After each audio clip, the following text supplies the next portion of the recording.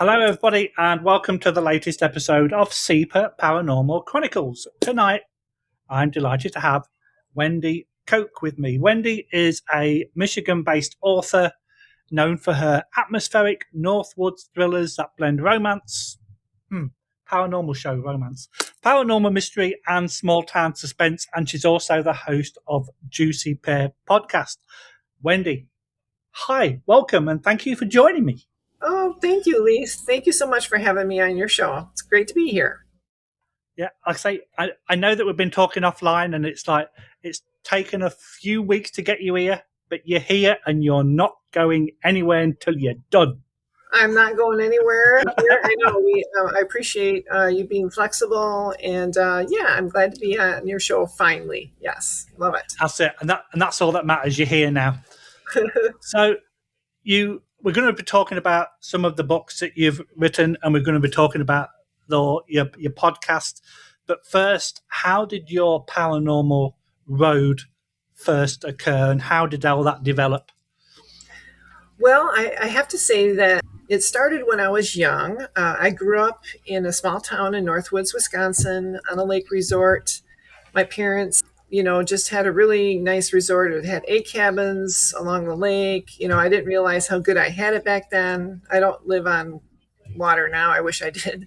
But it was just a great, idyllic place to grow up. But in the same token, there was a lot of eeriness there. We had paranormal activity out in the woods, meaning we heard a lot of strange noises. My mom saw a UFO in the area, and it's peaceful there, but there just seems to be an undercurrent of supernatural activity. So anyway, I felt that would be a great place to where it's just front and center in my books. So when I was a young girl, I kind of had a sixth sense as well, and I wanted to add that into the books. And that's what's really the theme behind A Gray Resort, which is the first book. Awesome. It took 8 years to write, by the way. Quite quick then, really. And why do you think it took so long? Was it a case of that you weren't happy with what you'd got down, so you changed it, or did you just do a little bit, go away, do a little bit more, go away, and that kind of thing? No. I have 2 sets of twins. Okay. And they're in their 20s, and the oldest set is 22, and the youngest set of twins is 19. So, 8 years ago, I was in the throes of parenting. I really didn't have the time or the wherewithal. I was trying to keep all 4 kiddos alive. But I always loved to write, and I would just it was also a great way to escape. It was a nice escape for me. And I just had a journal, and I kept it with me. If I was driving a car, I would have it. And if there was flashes of inspiration would come, or if I'd get an idea, I would write it down. And it took 8 years. And I didn't know anybody in the publishing industry. I didn't really know what I was doing, really. I had to just start from the ground up. Half my manuscript, my laptop wasn't working, and it just kind of ate up half of my manuscript.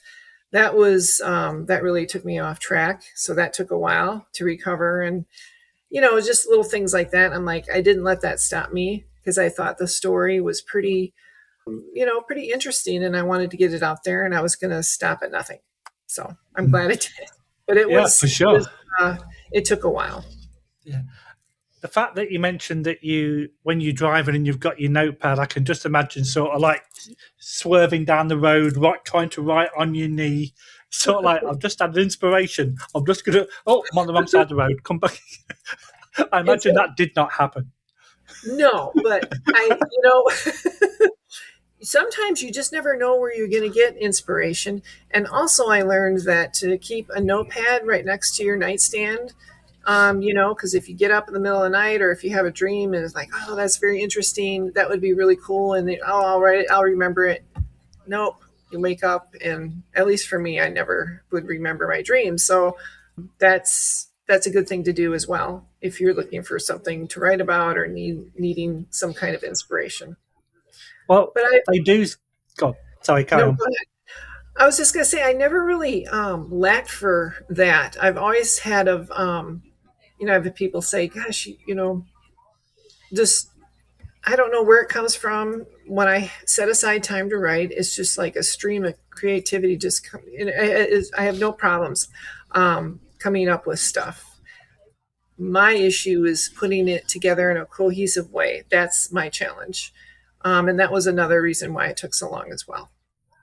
That that makes sense, and it's funny you should kind of just say what you did, because when we have our lunch at work, we have Netflix on, yeah, in our lunchroom, and at the moment we're watching Breaking Bad, and it's sort of like, where do these people get these ideas from? Because like, I don't know if you've watched the show, but Hmm. some of the things that happen to it are absolutely crazy, and it's like, for Yeah. somebody to actually sit down and write that story, it's like, where do you get this, like, all this information and like this storyline from? And like, anybody that writes, I have full praise for, because yeah, I think I've tried it in the past, but it's still somewhere on my computer. It's like, I might go back to it one day in the future, but It sort of takes a life on its own. I never really know. I'm sort of a pantser. I just kind of fly by the seat of my pants when it comes to stories and, trying to figure out. I don't need to have a rough, you know, thing of the beginning, the end. And I just don't like to do that because to me, I guess for my ADHD brain is that that's a little mundane and I don't like that. So I just kind of go. And then, yes, the process is harder when I have to come back to it and edit it and organize it and, take it to an editor and they're like, what in the heck is going on with you? But um, I just find that that's the way I like to write and that's how it's worked out for me. So I'm just going to keep doing it that way. I mean, sure, I'll probably do some more outlining on my next book a little bit, maybe. But for the most part, I just like to keep it the way I've been doing it. that, and that sounds so cool. So let's just go back a little bit. You said that you had some paranormal experiences when you were younger. Can you give us an insight into what happened? Oh, sure. So when I was younger, and it's in the beginning of my first book, A Gray Resort, and it really just kind of how it kind of takes off. I would know about things before they occurred, and it was the first really kind of jolt of it was with my grandparents. My grandmother, in particular, I was very close to her, and my grandparents were going to go to Florida, and she's never been to Florida, and she was all excited about it, and I was about 6 or 7 at the time, and she's like, "Oh, it's okay, I'll go and pick out some shells for you, and we'll be together. We'll come visit." And I'll be back up here in about 2 weeks. And I just remember when she was saying that to me, I just had a very strong sense of this was going to be the end. If she goes to Florida, I would never see her again. And the feeling was so strong and I didn't know where it was coming from. And we were quite close. And I just felt compelled to tell her that because I just didn't know how else to address it. It's like the elephant in the room. And I just said, "No, Grandma, if you go to Florida, you're going to die over there." And my grandfather just kind of, everyone was in shock. They were like, "Oh, my parents were there." And they're like, "Why would you say such a thing?" And because I just kind of knew it. And that's what ended up happening. So that's the beginning part of our Gray Resort. So, yeah. Wow. So, and it's weird that you mentioned this kind of sixth sense, because some people can get deja vu. Some people can recognize a face that they've never met the person before, but they feel like they know that person already. Oh, for So sure. it's interesting how these kind of things come about, and that adds to the unexplained pile of things that we don't know why it happens, Oh, when it right. happens, or how it happens. And it's so isolating too, because back then you just didn't talk about anything like how it is today. I mean, the paranormal is just like everybody's talking about it. Back then, you didn't talk about that subject. That was a big no no. If you were left-handed, you had like the devil in you kind of thing. That's how, and I'm left-handed. And I just, the way they treated that sort of thing back in the day is so starkly, vastly different than how it is today. And I just thought I didn't know where this information was coming from, and it scared me. I didn't like it. Yeah, and I've had similar conversations with people that have got mediumistic skills, and they've literally said exactly the same as what you've just said. Yeah, they either don't know where it come from, or if they mentioned it, they were told to shut up and go and sit in the corner. Yeah. Or the family would go, okay, you probably got something wrong with you. We're going to get you tested. Right. You're crazy. And, we don't talk exactly. about it. Yeah. Yeah. Exactly. But over the last, let's be modest here and say 15 to 20 years, that coin has 100% flipped. Yeah, absolutely. We've had UFO release, records released. Yeah. And isn't that crazy? What's weird about that? No, I don't. I just want. What's weird about that is with AI all over the place. Now, if they release it, there, you can say, "Oh, that was just AI." So there's just so much gray area that it really isn't.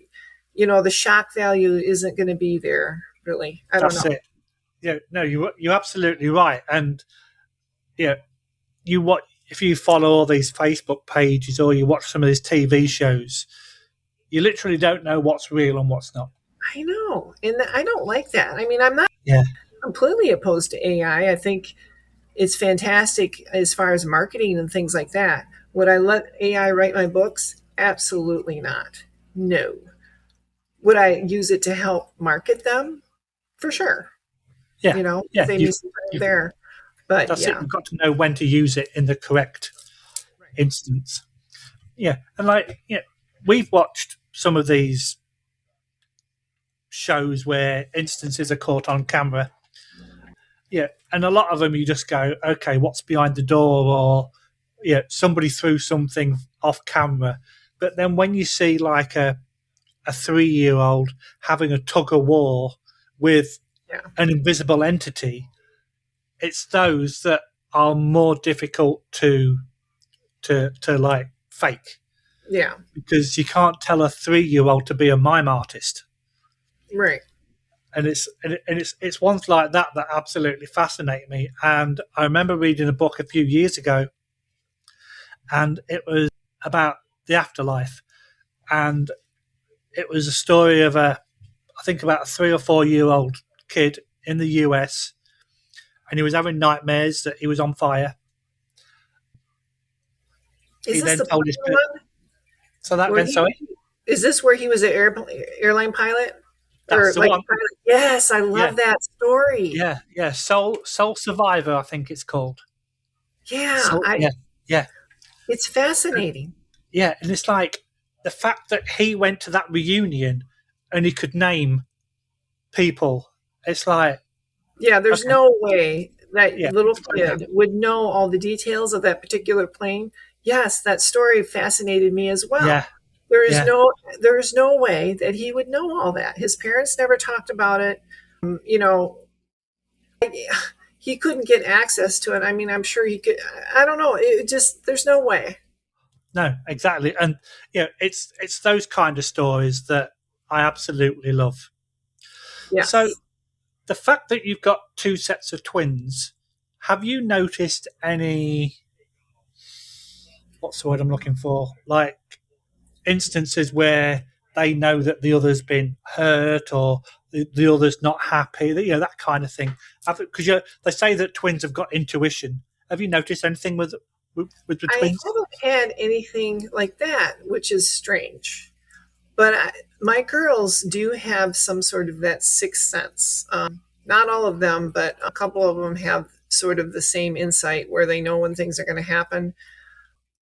Well, no, I take that back. I think with my younger set, my boy girl twin, I think when the other was sick, the one would know it and be sick as well. And they would be, not even in the same classroom or whatever. They would feel that same sickness, things like that for sure. But other than that, not too much.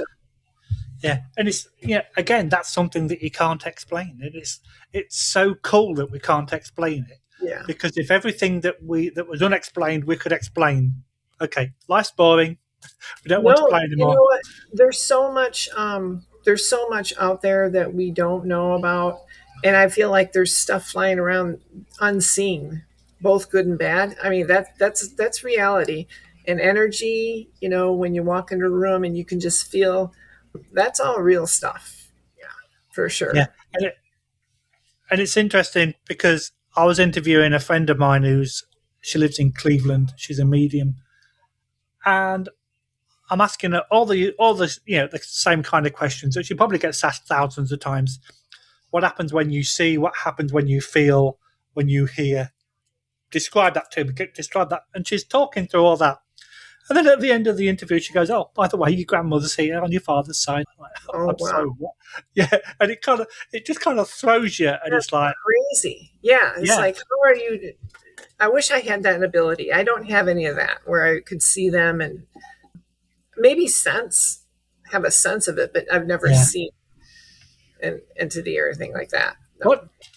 What's your opinion on astral projection and that kind of stuff? That's a wild one. I don't know. I mean, I haven't totally closed the door on that. I mean, that's pretty wild. I feel like, who am I to say that it doesn't exist, right? I'm not going to shut down somebody's experience. I think it's quite wild. Didn't the military kind of play around with that a little bit? They did. The Philadelphia project or experiment, I think it was called. They played around with that. I don't know. It's very, I don't know. What do you think? Well, I'm going to tell you a story, and you're going to love this story. Okay. And this is somebody that you should get on the podcast as well. So I'm interviewing this girl. She's in California. I'm in Canada. She's one side of the country. I'm the other side of the country. We've never met. She's never been to Canada. And she said that she could astral project. So I went, okay. And this is live. This is live on the okay, do it. Okay. So she went, she said, okay, sit comfortably, put your feet on the ground. And I went, well, I'm 13 floors up, but I'll do my best. And then she goes, I'm stood next door to some dinosaur figures. And we have a lot of Lego because, like, me and the wife love Lego because it's so therapeutic. Oh, yeah. Over there, diagonally opposite, so there's no way that you can see it from any reflection. So she couldn't see it or anything on your screen. There's two dinosaur Lego things. That's and I'm crazy. like, okay, I'll give you that one. So then I said, what's down here in front of the monitor? And she went, I don't want to sound stupid, but it looks like you've got some toys that are soldiers, and I'll show you what I've got. I've got some Lego, like Victorian, not Victorian, Napoleonic War soldiers. And then finally, I said, because I can see the bathroom from where I am, I went, describe my shower curtain. And we have two shower curtains, one for inside, one for outside. Yeah. I said to her, what's the inside? She went, it looks like it's polka dot. I went, okay. And it was actually, it's like water droplets all over it. Okay, so yeah. Oh, okay. So then I said, what's the outside one? She went, I don't watch these kind of movies, but it looks like a castle from Game of Thrones or Lord of the Rings. It's actually the castle from Harry Potter on the outside. So it's like, with the fact that you interview a lot of people on your show, different like walks of life. There you go. Now, I'd like you to explain that to me, please. That's crazy. Yeah, that's amazing that she could do that, though. That's amazing. Does she just like pretend, like not pretend, but just sort of like project herself? Yeah, Your that's the impression. Yeah, and I'm talking to her like I'm talking to you now. There's no different in her persona. She doesn't change. She doesn't close her eyes or anything. Yeah. She's just talking to me like I'm talking to you now. And she's like, yeah, there's that. Wow. There's this. And it's like, okay. That's crazy. I don't know. Yeah. That's an ability. That'd be a cool ability to have. Oh yeah, 100%. So yeah, so I did ask her if she kind of like when she knew where to draw the line. So like, Right. So did she seem very confident though? She didn't like seem like 100%, she was, 100%. wow, Yeah, that's something. I'll pass you her name as well. Yeah, I would love that. My Yeah. gosh. So you had a couple of experiences when you were younger. You got your sixth sense. So how did that progress to you becoming? Well, you kind of touched on it already about becoming an author, but when did you decide what kind of genre of writing that you wanted to concentrate on? I didn't even like entertain that thought at all.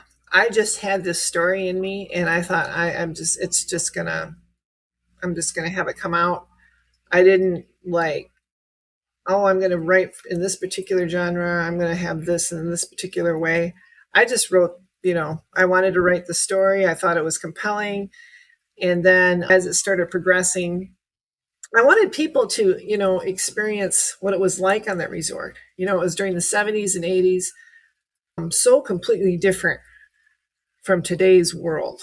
My parents had these wonderful parties, and they're, good, wholesome parties with picnics and stuff. And everyone would come into town.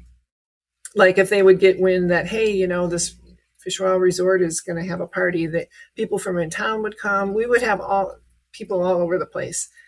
And we never ran out of food.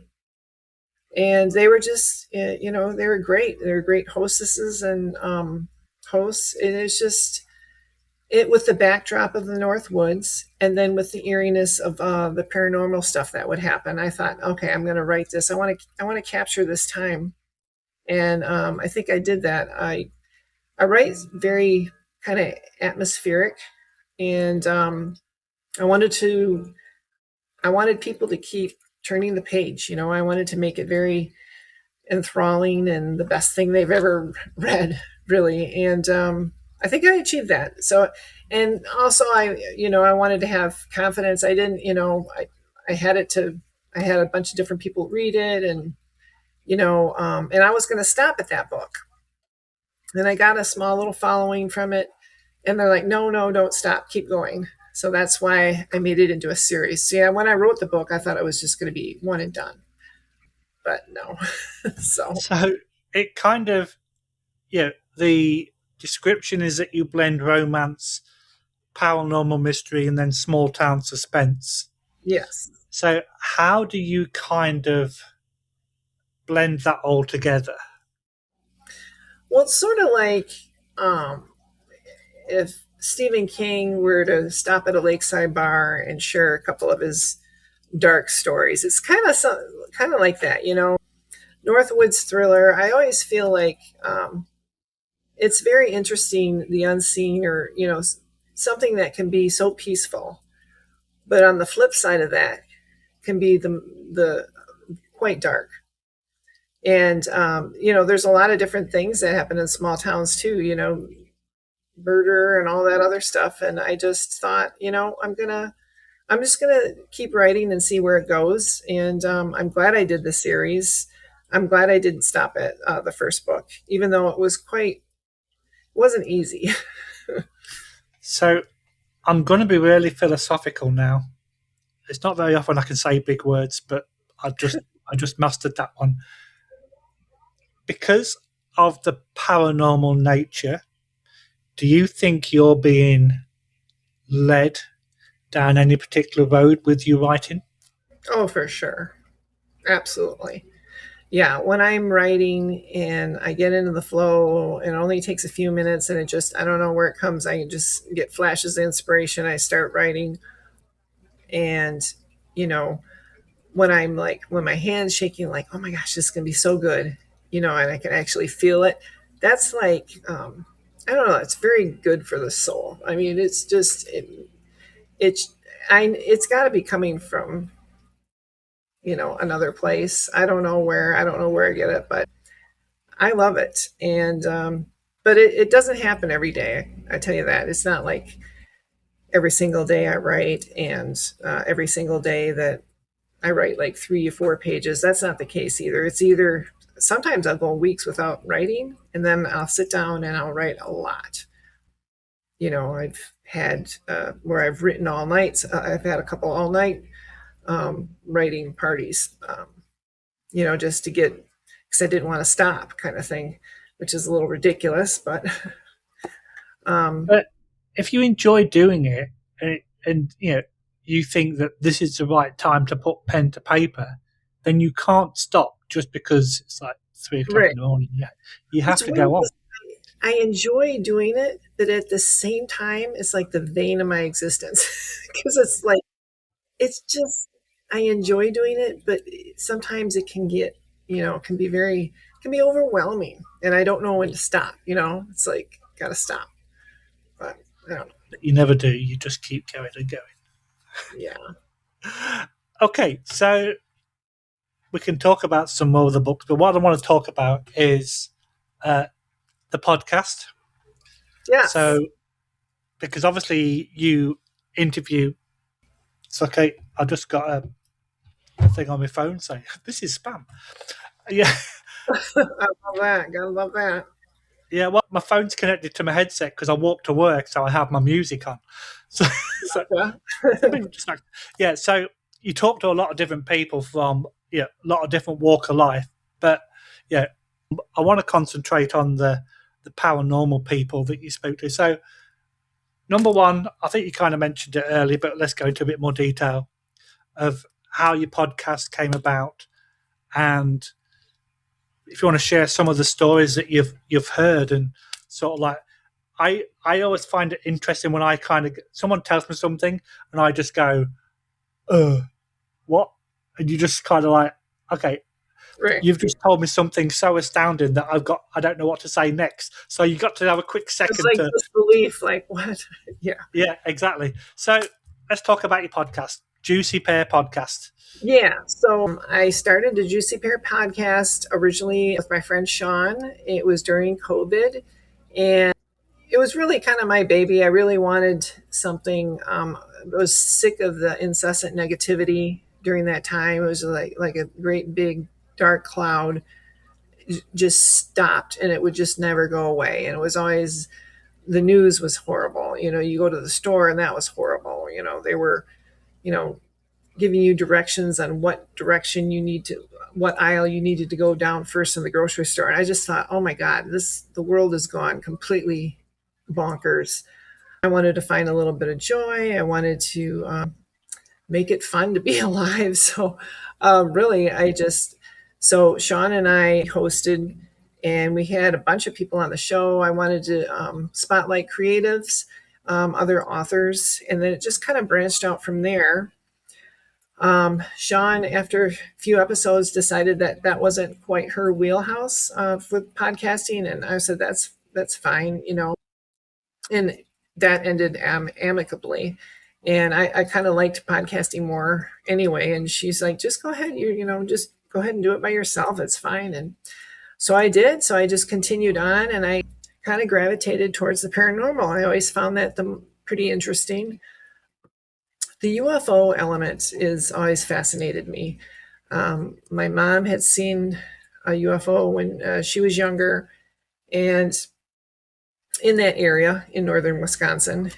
And I always found that interesting. So I've had several people on the show that have experienced UFO abduction, which they like to call UFO experience. They don't like to call it abduction. And I had them on the show, and they kind of, told of what happened. And I will always find that fascinating to me. I mean, why would you purposely put yourself through that? I mean, and you're open to ridicule. You wouldn't, oh, they want to be famous, no, I don't think that really is the case. So I just find those types of stories very fascinating. The Mothman, that whole Mothman thing is fascinating to me, where they still don't know if it's actual, like, is the Mothman some dark entity that's causing these catastrophes because he shows up right before something bad is going to happen, or is he just aware of it and just kind of watching and seeing kind of what's going down. I find that interesting. I've gone to the Mothman conference or whatever they have every year. That is so much fun. I went a couple of years ago in West Virginia, Point Pleasant. That was a blast. Had people about the Mothman on the show, had psychics on the show, near death experiences, NDEs. That's always fun. Just really, if you got a fun story, I love to have that person on the show. If it has a paranormal element, that's a plus. Yeah. And from what I recall, the Mothman is in your neck of the woods. A lot of sightings. Chicago area. Yeah, he's been spotted in the Chicago area around the airports around there. Very fascinating. In fact, if someone's ever seen it, or I wouldn't mind having them on the show just to talk about it, because that's crazy. Yeah. And one thing that I've been trying to do recently is, if people are listening, don't take this the wrong way, but Bigfoot and Sasquatch researchers, investigators are all over the place. Yeah. There's loads of them.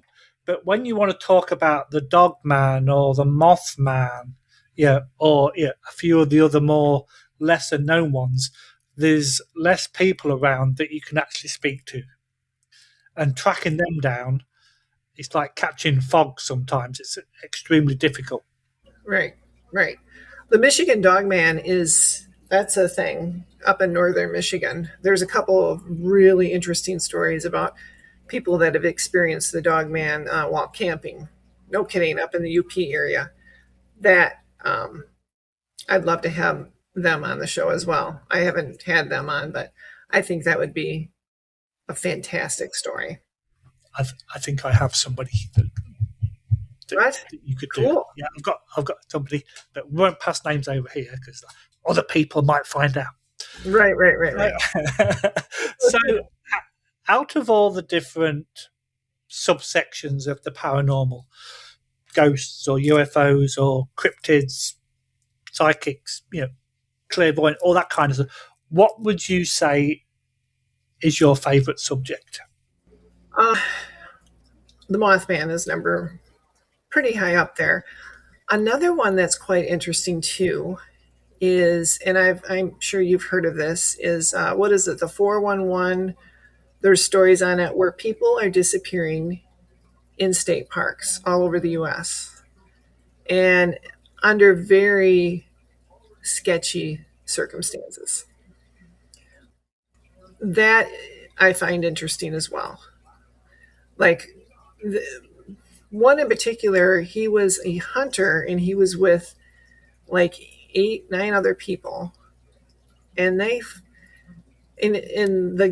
his friend behind him said he was just like 4 or 5 feet ahead of me, and this weird fog rolled in, and it was like he just disappeared. And they scoured that woods and they just could not find him. I find that really odd. Like, what happened to him? Did he fall into a sinkhole? Did he enter another dimension? That's interesting too. People have claimed that they've stepped into time and then come back. Yeah, but there seems to be a lot of different circumstances like that in the national parks of the United States. In particular, Yellowstone, there's a couple of very strange stories. And I'm like, do I want to go camping out these parks? I don't know about that. I mean, I've been to the Grand Canyon and Yellowstone and stuff. They're beautiful, but I don't know. I don't know if So, I'd feel comfortable. I know that sounds kind of strange, just kind of walking around at night. I surely wouldn't. I don't know. well, I'm a paranormal investigator. I sit in dark rooms all the time and talk to myself. So, and, but it's really fun to talk to these people. Yeah, these guys, because I'm a country boy from the UK, but I live in a city now. Like, I'm not a city boy in any way, shape, or form. But when you live in the countryside, you get used to the noises that the forest makes, the noises that the animals make. Yeah, you get familiar with your surroundings. And all these people, or most of these people that come out with these reported sightings of whichever cryptid we want to talk about on any particular night, they know damn well that what they're experiencing is something that's not normal in that particular area. Right. So what is it they're experiencing? Yeah, that's the key question. I just think there's things that can't be explained. The West Virginia area, beautiful, but haunting as well. I really liked it when I went down to the Mothman Festival, and I could just kind of sense there's that sort of aura of mystery in that area. It's beautiful, rolling hills and things, but I don't know. There's just something there. There's just a lot of lore there, and I wouldn't be camping out by myself there. Never. Yeah. I do find that there is too many sightings of, whether it be cryptids, UFOs, or whatever. There's too many sightings for it to be like misunderstood. Yeah, it's something that's normal that people mistake for. There's too many sightings for that kind of thing for there not to be something. For sure. But what that something is, we still have to figure out. The one thing that gives me pause, and I'm not saying I don't believe it, but it's not that it's far-fetched. It's just that it's hard for me to wrap my head around is lizard people or whatever. I don't know what your take is on that. I've heard a few stories from out west, California, and I don't know. I don't know what to think about that. I've read a couple stories that seemed compelling, but in the same token, I don't know. Were they? Yeah. That's one of those. Really, but then if you want to flip this coin, and this coin's ending up with having more than two sides right now. When people talk about aliens, they're talking about reptilians as being one of the races. So is that something that they're experiencing, or is it a cryptid that looks like a lizard? Yeah, I mean, it's possible for sure. What was that? I read the book Communion by Whitney. Can't think of his last name, but there was a movie about. Have you seen Communion? I think so. It's really good. It's about a family. He's a writer, and he has a cabin in upstate. I think it's New York or out east, and they go there for the weekend to their cabin. Oh. He had quite the experience. Yeah, I'll just say this. He experienced something that was very scary. And, he said it's a true story. He saw an alien in his house or whatever, and these bright lights. And I guess, I don't know, one weekend they brought another couple with them. And the couple got so scared. They're like, the next morning they're like, did you see these lights? They were all over the place. And they're like, no, it's the moon. He's like, no, it's not the moon.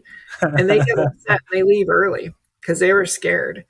But yeah, he had a bunch of abduction experiences. Yeah. It's quite funny in one sense that when people go to me, when you're in a dark room in the middle of the night, do you not get scared? It's like, look, 20 years ago, I was running into house fires when everybody else is running out. Yeah, a noise in the dark is not going to scare me. Trust me. Well, that's why you got into that field. You must like, to be scared or whatever, right? And you want to you got Oh, questions. You want to find the I'm, answer.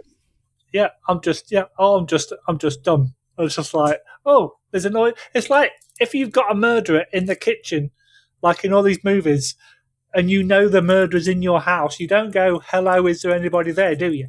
But they all do that. They all do it. I don't know. You It's think like, they can, it's but like they never do. no, It's like, yeah. And you if might you as well watch this open movie, up the drawer and get the knife out for them here and just hand it to them. It's like, come on. yeah, and that's exactly it's sort of like and it's the same for like cryptids or ghosts and spirits. If I hear something, I'm going to go, oh, let's go see what that is. some people I go, would no. be hiding. I wouldn't be looking for them, but It's like, where's Wendy gone? I will tell you, when I was writing my third book, this is what the cover looks of The Choice. It's somebody, I don't know if you can see it. When I was writing it, I would get scared because it was one of those, it was a couple late nights where I would sit and write, and I scared myself writing a chapter in my book. But it does take a dark turn. Yeah, I'm pretty proud of it. It came out late last year. It's the third book in the series. I kind of tried to make it a standalone where you wouldn't necessarily have to read the first two, but it's called The Choice, and it stems from. It all starts out 1968 Memorial Day weekend. Because of that event is why this town, the town I grew up in, which I changed the name of the town, why some of these things are acting the way they are. So, and it's interesting that you said that you scared yourself because we did an investigation. It's got to be almost 2 years ago now, and it was a work colleague who was also an author. I think he was writing either his second or his, and the story that he was writing was on demonology. And he was saying that whenever he started to write, he would hear things in his basement. Oh, shoot. Stirring up some stuff. Yeah. So he called me in when he found out that we was investigators. And we're driving down towards his house. There's a graveyard on one side of the road. There's a cemetery on the other. And when we pulled into his driveway, his house is kind of in two parts. One part of it was built in 1875, and the other part, and the other part was built in like the 1940s. And he showed us where the basement was, and we got one of these phone apps that we don't usually use, but we just thought we'd give it a go. Yeah. And the first thing it came out with was graveyard, cemetery, 1875, come and find me. Oh my God. It's like, what? But, we then look at these kind of things to go, okay, are they listening like some AI devices can? But it wasn't switched on at the time. So we're a bit dubious, but it's still quite cool. The fact that we haven't mentioned the fact that there was a cemetery or a graveyard, but it just came straight out with all those kind of things. So, the fact that he was actually quite scared, he actually gave up writing that particular story because of what was going on in his basement. Too close to home. Yeah. Yeah, I think so. Yeah. And like, I don't know if he's carried on or if he's finished it now, but it's so weird. So, out of all the people that you've interviewed on the Juicy Pear podcast, do you have any favourite stories, or is there one particular story that really stands out for you to go, wow, I can't believe that happened? Yeah, I think we talked about it off camera off recording, but I won't say her name, but I feel like it was when she had a UFO experience. I found her story to be very compelling. She described it in such vivid detail, and it was pretty astonishing. And I was just like, wow, I was very compelled.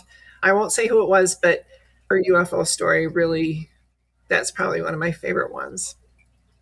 I also have a psychic that was on that I really like. She was right on. Just, some of the abilities that these people have is just amazing.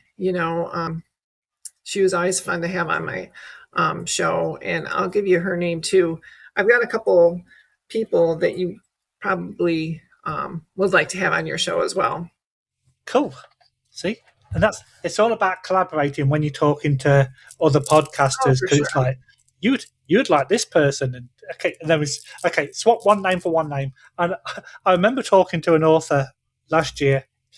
I think she's coming back on in about a month, because she keeps like, I've wrote a new book. Can I come back on? Yeah, sure. Oh, you disappeared. Hello.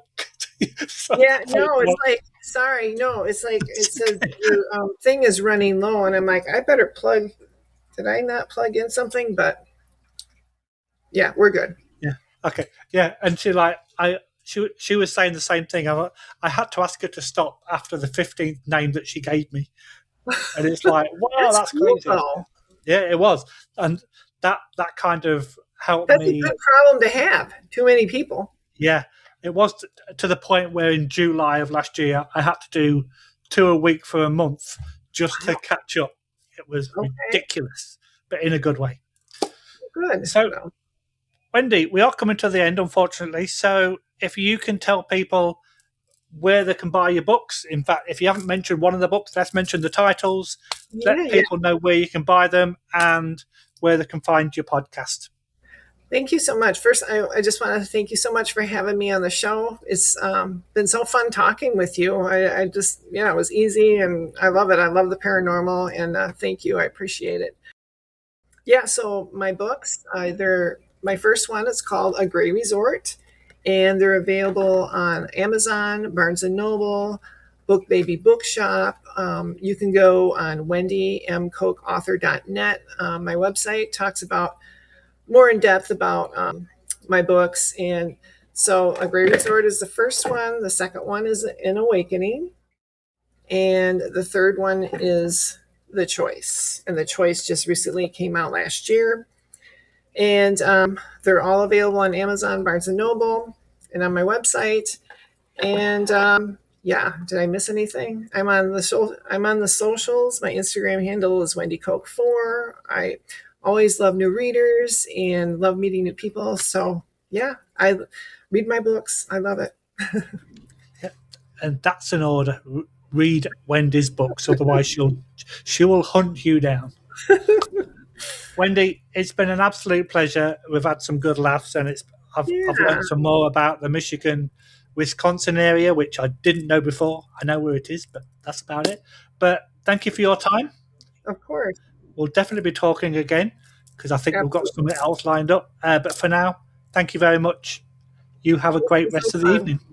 Thank you. Take care. Bye-bye.